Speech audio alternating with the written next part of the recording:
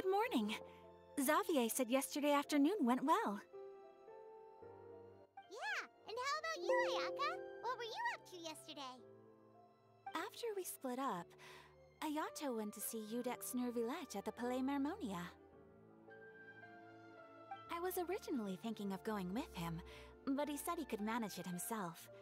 He told me to go see the sights around Fontaine and to enjoy the local culture. So I rode the aqua bus with Yoimiya and visited the opera house on Aranias Island. Yeah, you wouldn't believe what we saw there! 2 mechanical puppets that were dancing together! You've already seen them, right? Yeah, those two! Amazing, aren't they? We sat and watched for quite a while. It was mesmerizing. Like we could keep watching them forever. Oh, it was the same for us the first time we saw them, too! Afterwards, we went swimming at the beach! Well, diving, to be exact. It was the first time I ever breathed underwater! I held Ayaka's hand and we counted down together. 3, 2, 1, and then splash! We were beneath the waves.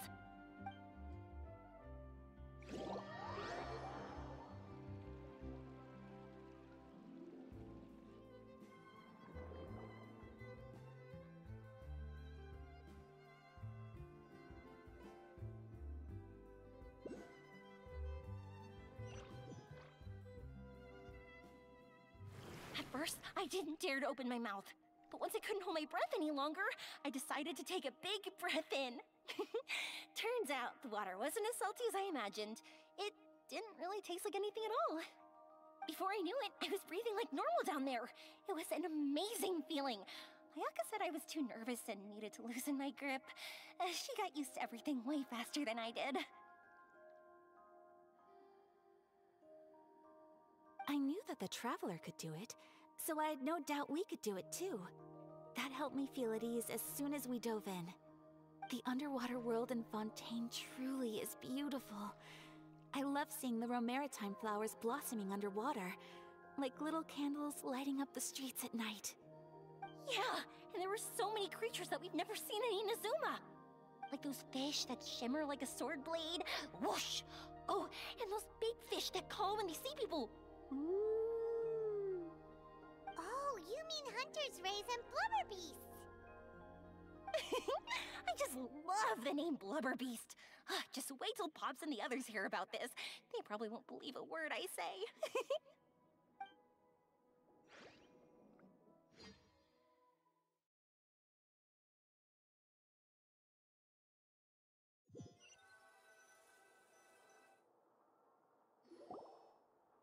Yoimiya was down there for quite a while.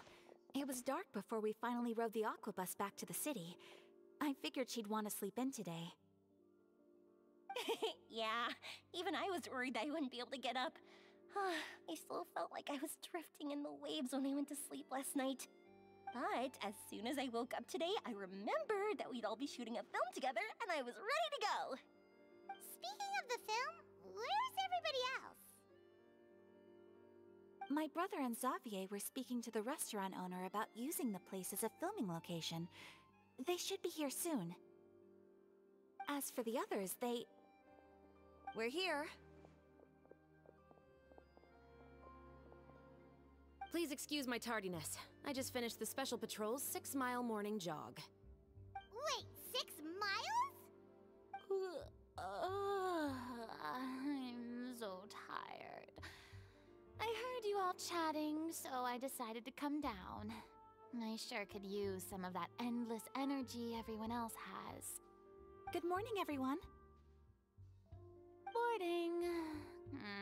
Can someone fetch me a cup of coffee? More milk, hold the sugar. Sure, I'd be happy to do that for you.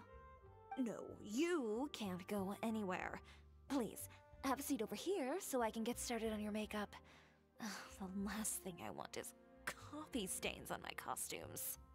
I can get the coffee. It's the perfect job for an assistant.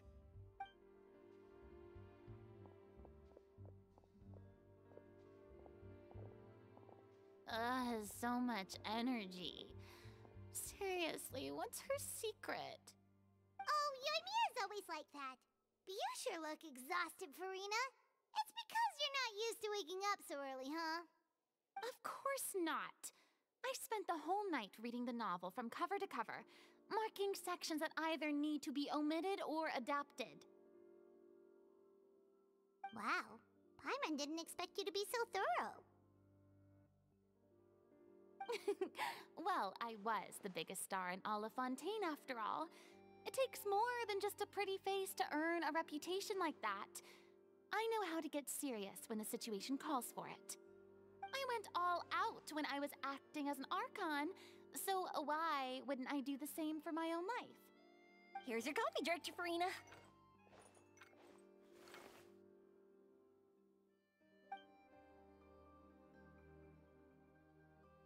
Oh, thank you.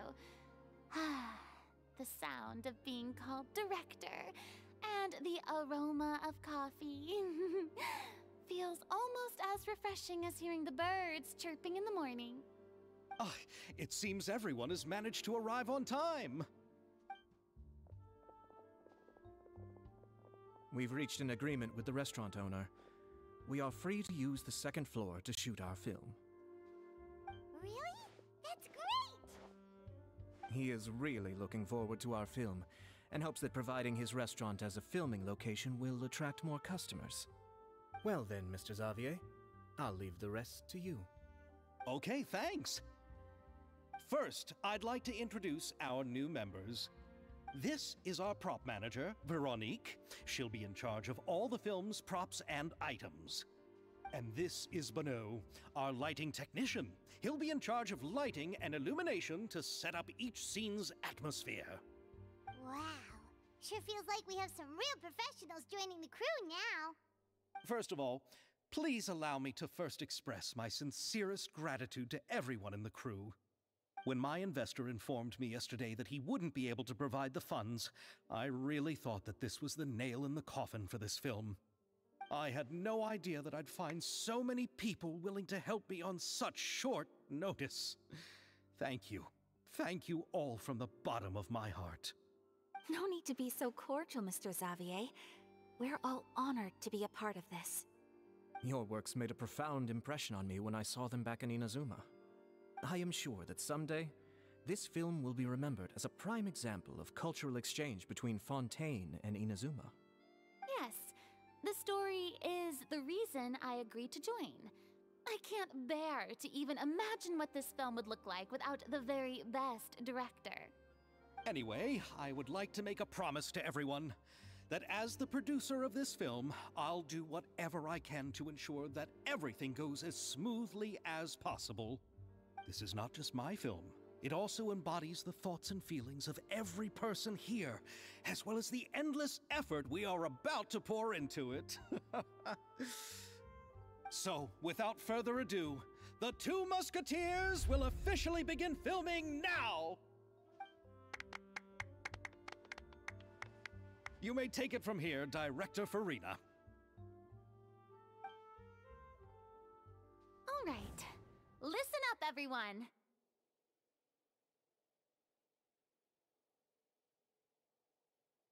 The first scene takes place when the two young musketeers are living at the Baron's home, still unaware of all that is about to happen to them.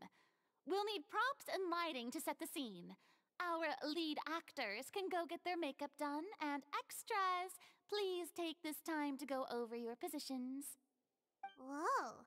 Seems Farina's really kicking things into gear as the director. Is everyone clear? I don't want anyone traipsing around the set like umbrella finches. All right, cameras will start rolling as soon as the set is ready. Let's make a film that'll make some serious waves in Fontaine. Not the kind of waves that drown people. I mean, the good kind of waves. Seems like she's still a bit traumatized by that. Anyway, let's go see if there's anything we can do to help.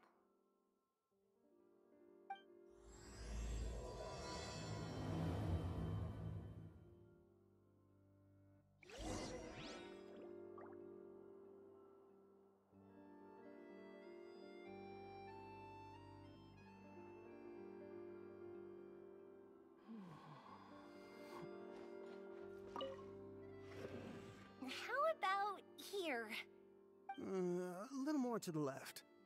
You got it. Hey, Yoimiya, do you need a hand?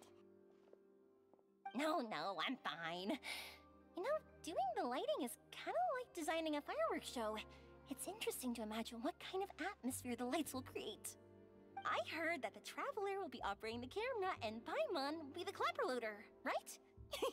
Those roles are just perfect for the two of you. Really?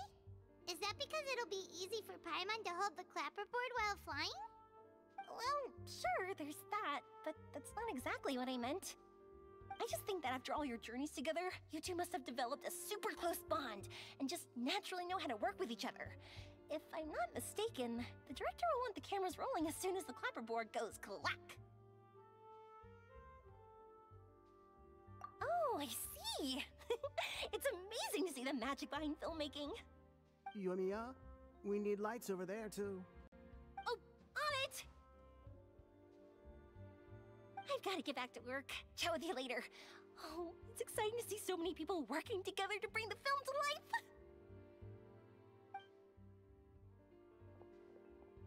Seems like Yoimiya's really getting into it.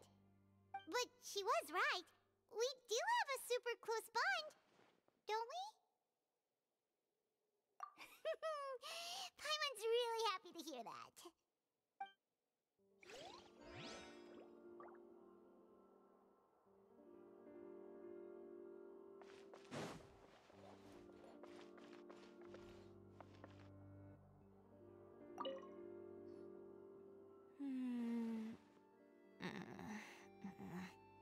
Ayaka has mentioned you to me before.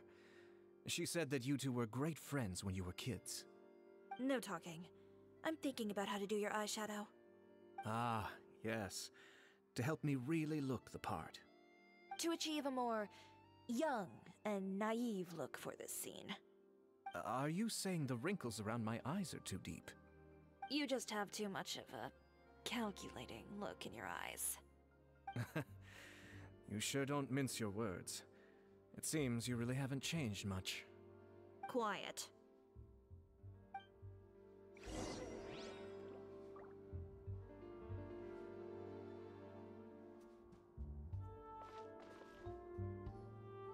So, this is a real musket? No, it's just a prop weapon. Not bad. Have you seen a real musket before? Only in books and newspapers. I made this one based on the relative shape and proportions I saw in reference images. When we're filming, some special gunpowder will be applied around the muzzle, which will help create the flash and smoke effects of a real gun being fired. Which means it'll be up to the actors to portray the recoil. That's right. The sound effects for gunshots will also be added in post-production. Thank you, Veronique. I think I know where to start now. However, the musket's gears and firing pin could still use some work. Adding some wear on the metallic components will make them appear more realistic. Also, be sure to rub the muskets with some oil each time before we start shooting. That'll give the impression that the firearms have been well maintenanced. Good point. You seem to know a lot, Miss Chevres. I assume you use these types of firearms on a regular basis? Yes, I perform routine maintenance on my weapons every day. Just like we as people need to eat and sleep, muskets need to be cleaned and maintained. I also perform similar care for my sword every day, and familiarize myself with its shape and weight, to the point where it feels like a natural extension of my body. Yes, this way, our weapons will never betray us in the heat of battle. Yes, well said. It seems we have the same philosophy on this topic. Oh, sounds like they found a common interest to talk about. Though these props differ from the muskets I use, I can still give you some pointers. Good. I look forward to your instruction. First and foremost, never point the weapon at anyone, regardless of whether it's a real or prop weapon or whether you're holding it or it's on the table. This holds for any time when you're not actively engaging an enemy. Okay, understood. When aiming the musket, extend your arm so that it's level with your shoulder, and use your eye to look down the weapon's sights. Like this? Not bad. Now, try saying your lines. This is the end of the road for you. Good. Now turn your body a little. That way, you'll give your enemy less of a target to work with. And relax your shoulders. Here, allow me to demonstrate. This is the end of the road for you. Huh. Excuse me, Miss Chiori. Director Farina, there's something I wish to discuss with you. Oh? What is it? Like this? Yes, much better. What do you think? I do see your point. But are you sure you wish to do this? I believe it would be most fitting. Well, if you insist. All right, I understand. Miss Ayaka, Miss Chevris, could the two of you please come over here? Huh? What's going on? Are we gonna start filming now? Let's go see. What is it? I have a question for you, Miss Chevris.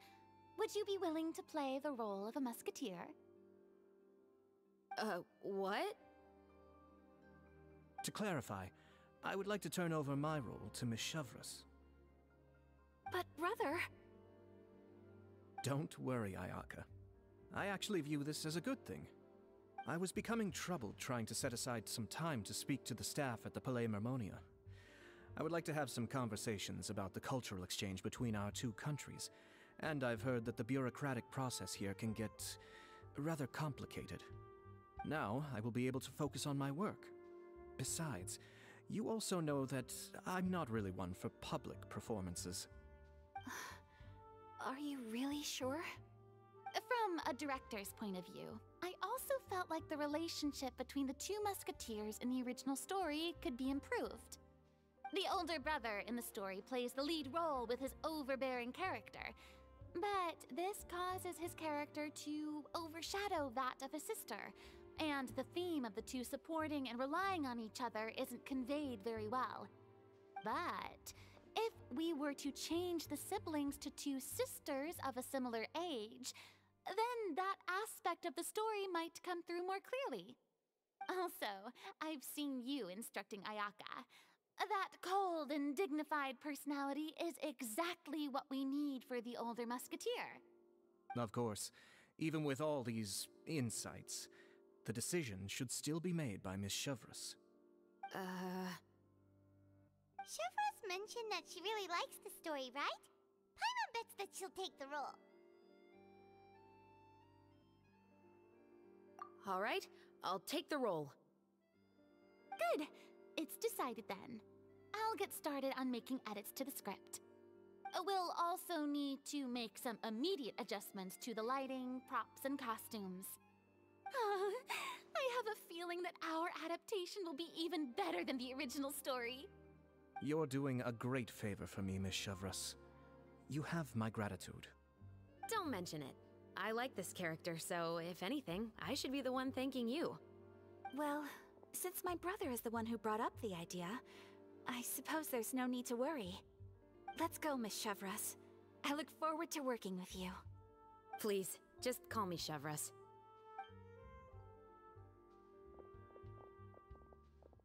Seems like you're really going out of your way to solve the problem I was having with your makeup. Surely you jest, Chiori. I assure you that I was mostly motivated by a desire to spend more time on formal business. Oh, come on. You really think I'd buy that? According to what I've heard from Ayaka, her brother is someone who can juggle 10 different matters at the same time. I'm sure you have other reasons for backing out. Perhaps. Ayaka always said she wanted to go out and see more of the world, just like the Traveler. But I feel that she needs not only to see other nations, but also to make some different kinds of friends. I think it would be harder for her to make new connections with me constantly by her side. I would like to give her some space. All right, go on. Spoil her some more. Ayato, it's too bad you're stepping down from the role. Paimon really wanted to see you act as a musketeer.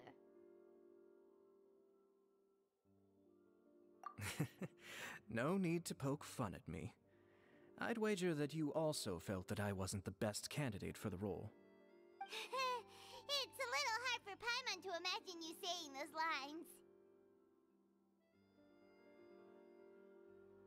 Yes, I've made an appointment to meet some people from the Palais Mermonia. Now, I will have some more time to prepare. Traveler, get the camera ready. Paimon, get the clapperboard. Actors, to your positions. We're about to start shooting the first scene. Go on now. And please take good care of Ayaka. Yep, don't worry. Thank you. I look forward to seeing the film when it's finished. All right, now that we're all here, let me help set the scene for everyone. The first scene takes place when our two main characters are still living at the Baron's estate. They've been ostracized and verbally abused by others in the household, but they still have no idea why. We want to capture how naive and innocent they are, despite their pain. Chevres will be playing the role of the older sister, Tulip, and Ayaka will be the younger sister, Iris. Be sure to get close-ups of the main characters at the right moment. Silence on the set! Lights! Camera! Action! Let's go! Tulip, Mother's been out for quite a while now. Perhaps she went to pick some flowers on the way home. You know how she loves flowers. Iris, Tulip! I'm home!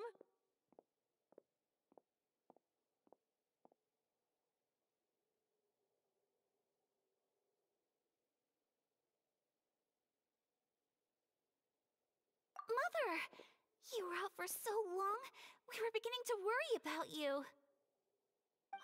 I'm sorry, but I'm back now, safe and sound. Here, I brought your favorite treat, apple turnovers. Mother, what are those bruises on your hand?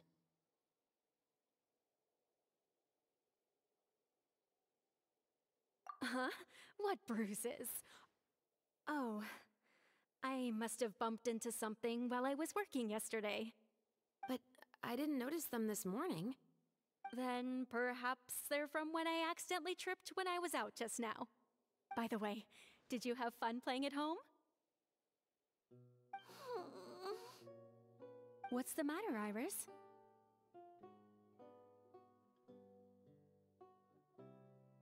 Well, we've realized that no one really wants to play with us. They even took Iris's doll and spat at us. And they even called us names. They said we were... Shh. It's all right. Don't worry. Girls, listen to me.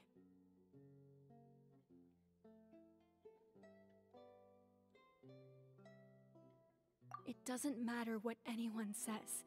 Don't listen to them. No one can define you with such words. You both have wonderful lives ahead of you. Just like your names. You will both blossom like beautiful flowers. Maybe your time to blossom hasn't quite come yet, but one day, you two will bloom more beautifully than anything else. Don't let the soil you're in now ruin your future beauty. Understand? My dear daughters. And cut! Not bad. The actors' emotions were all on point. Let's keep that take.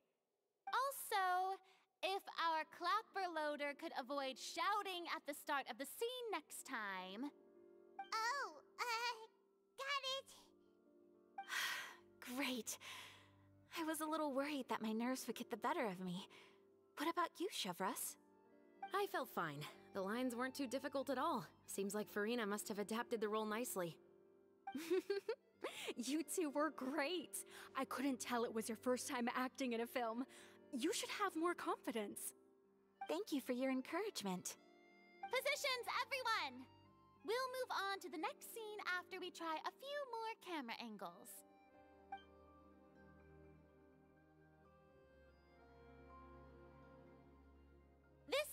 is when our two characters return home, only to discover their mother has been murdered. Ready? Lights! Camera! Action! Mother, we're back! Mother?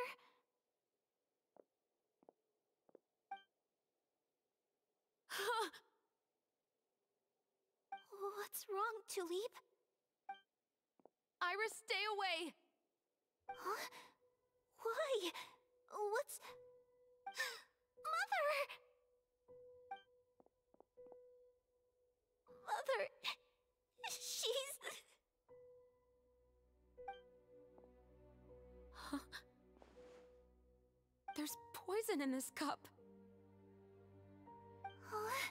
I could have sworn I've seen this kind of cup before. Those aristocrats. They didn't even try to cover up their actions.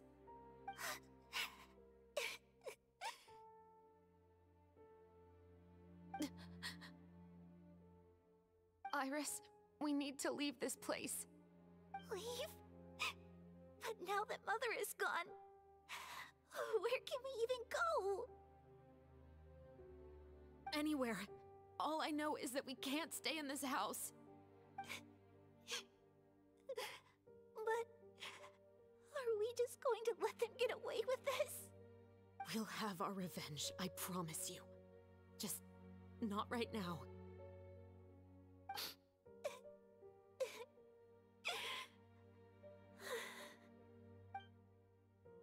Come on, let's go.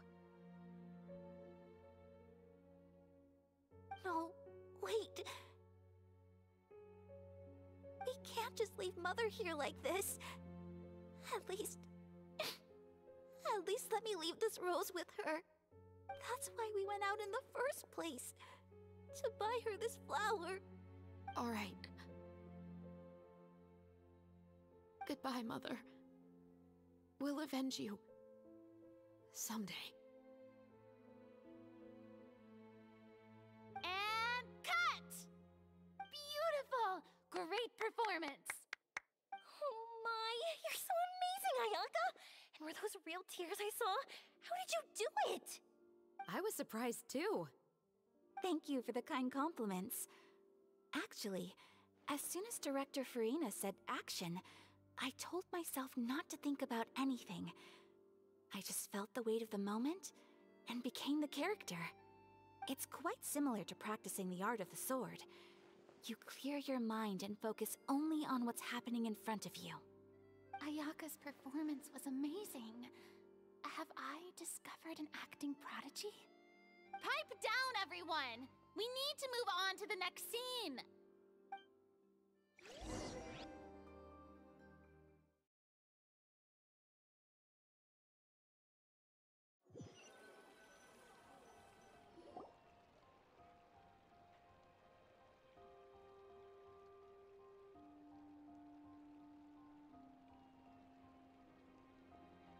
Huh?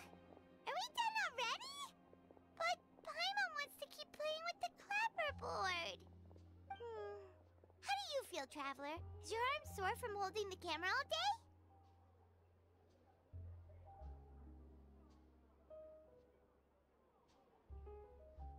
Good work, you two. You too, Shivers. You were quite the actress today. I've read this novel many times before. I have a good grasp of my character's mindset. Anyway, do you remember my request from yesterday? Oh, right! We were having so much fun that Paimon nearly forgot! You have a case where the murders seem really similar to the cases in the novel, right? So, how are they similar exactly? In the story, the main characters grow up to become two musketeers, always using their guns to carry out their revenge.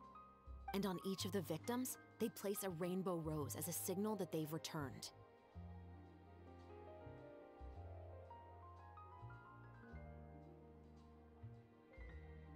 Yes, that's correct. We found rainbow roses just like in the novel. Seems like you're connecting the dots now. Oh, that does sound pretty concerning. especially after seeing the script today. Ooh, now Paimon can't stop wondering what kind of ulterior motive the murderer might have. What do you think, Traveler? You're smart. Paimon wants to hear your thoughts. Good. On behalf of Fontaine's Special Security and Surveillance Patrol, thank you for your dedication to justice. There's no time to lose. We should start investigating right away. Follow me. Huh? Right now? Well, we just got done filming all day. Paimon's so tired. The most valuable intel always comes after nightfall. They are like small, remote islands in the middle of the sea. If you don't stay vigilant, you will pass right by them in the fog. That's how one of my favorite books always puts it, at least. Welcome to LeChaux's Clockwork Workshop. How can I help you? Hello. I'd like to know if anyone has purchased some special components lately. Special components? Sorry, could you be more specific? I mean the kind of components that aren't typically used for clockwork toys, but for firearms. Huh? For firearms? No, we don't sell those sort of things here. Don't misunderstand. I'm not here to cause any trouble. We are merely investigating a case, and we're hoping that you could cooperate. Well, to be completely honest, I'm not even sure what kind of components that would entail. Has anyone ever purchased components here as an individual rather than on behalf of an organization?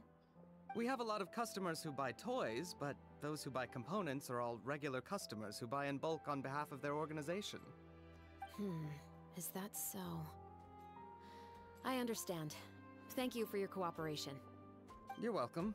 It's the least I can do. Oh, hey, Chevris. Run out of oil for your musket again? Hello, Estelle. I want to know if anyone has come to your shop recently to order some firearm components. Oh, is this another case? Let me think. I don't think so. Some people have requested that I make some prop guns for the Fontanalia Film Festival, but I refused all of those requests. Oh? Why's that? Because there's no profit! I only make things here that can do some real heavy lifting. I don't have the energy to make some new molds just for the festival. Then has anybody come specifically looking for mechanical components? Well, I usually sell off my scrap to the Fleuve Cendre. I don't typically give them to one specific person. I understand. Thanks for your cooperation. Don't mention it. Always happy to have the Musketeers' patronage. Seems like we haven't found any leads to go off yet. Yeah, unfortunately. All right, let's head to Fleuve Cendre next. Huh? Are you sure? People might not be so thrilled to see the captain of the special patrol there. You think so, huh? Then I guess you don't know. Huh? Know what? That I grew up in Fleuve Cendre. Hello, I'd like to ask some questions. I don't know anything. Don't worry, I'm not here to arrest anybody. You say that now. It's the truth. Here, take this as my guarantee. Wait, did Paimon just see what she thinks she saw? Is the captain of the special patrol bribing a citizen? Seems you're different from the other guards. What do you want to know? Have you heard anything related to muskets in Fleuve Cendre lately? Anything at all? Muskets, huh? All I know is that about 2 weeks ago, we started hearing some loud noises at night. So loud that it's been waking me up. Were they gunshots? Possibly. It's hard to tell around here. Someone's house collapsing, a pipe exploding somewhere, it's all the same. But the noises I'm talking about definitely happened after I fell asleep. Do you know where the noises were coming from? I don't remember clearly. Is it that you don't remember, or that you need to think about it some more? You tell me. Then please, think about it some more. She's giving her even more Mora! The noises came from the end of the Southern Waterway. I came out and had a look for myself when I wasn't sleeping well, but I didn't dare get too close. That's all I know. All right, I'll take your word for it. Thanks for the pâte de fruits.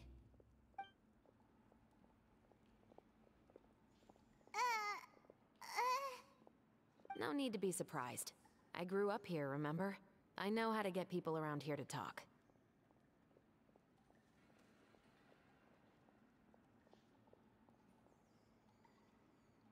Seems you catch on pretty quick.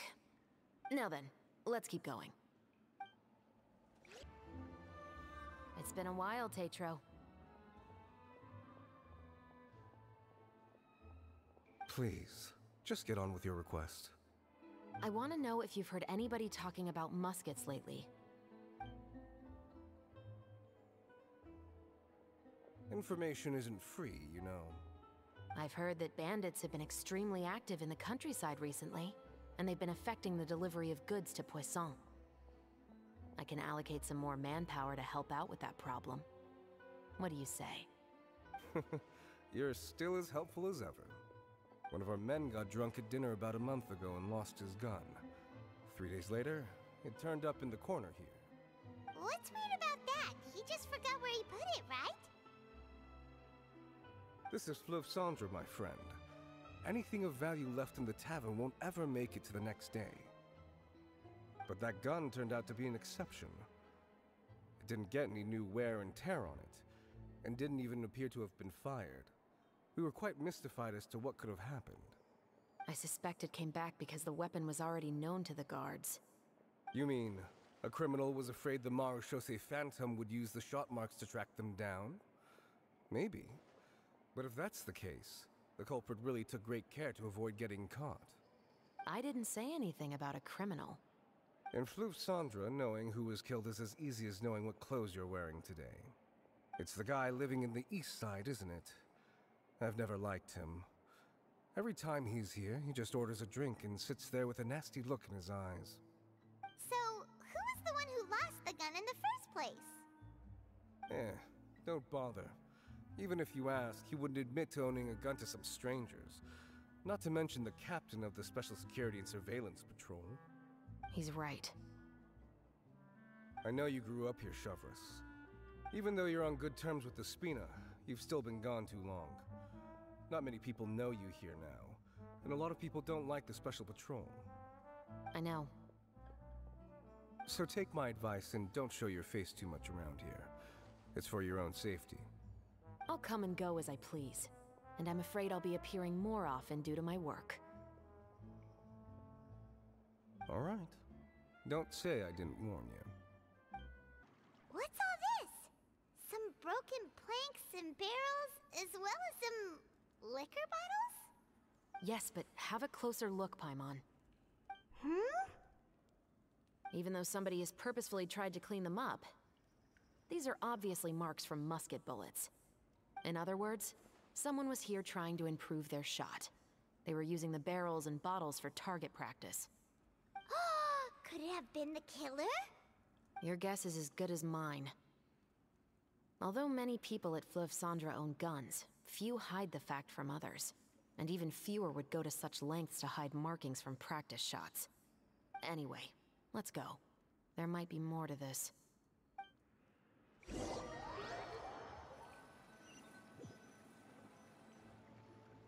Seems like that's all we'll be able to uncover for today. Paimon feels like we managed to learn a lot more here than up on the surface. Yes. Assuming that everything we found is indeed connected to our suspect, then their timeline was probably something like this. A month ago, our suspect found a gun and took it home to disassemble it. Once he'd figured out its mechanics, he brought it back. In the following weeks, he used some parts to create his own makeshift musket, and took it to the Fleuve Cendre for target practice. Then, a few days ago, he found his target and carried out the murder. Once the deed was done, he left a rainbow rose on the body, just like the scene in the novel. That all makes sense to Paimon, but we're still no closer to figuring out the killer's identity.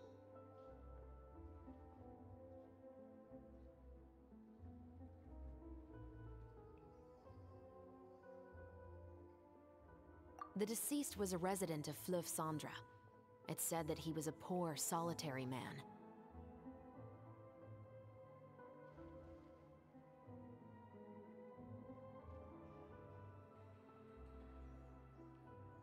Yeah, that's also something I'm trying to figure out.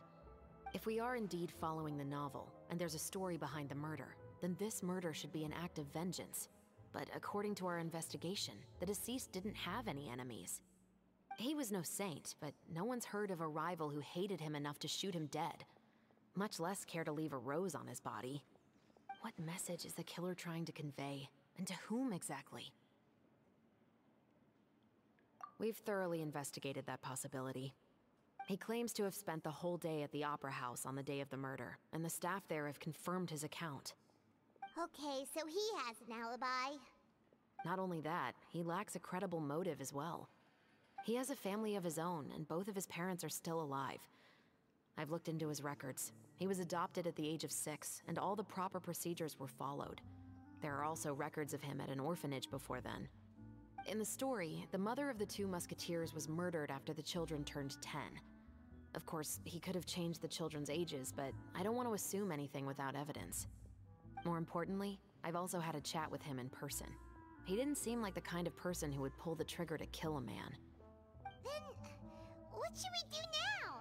We have all this new information, but it doesn't help us move forward. Investigations take time. I didn't expect us to catch the culprit in just a single day. How about this? Let's spend the next few days filming with the crew. We can continue the investigation once we're done with the film. I'm sure that given time, new leads will present themselves. Wait, but weren't you saying Intel is like small, remote islands in the middle of the sea just a moment ago? Wouldn't you just miss them if you were to stop looking? Ah, but the book had more than one reference to the islands, Paimon. Oh? What else did it say then?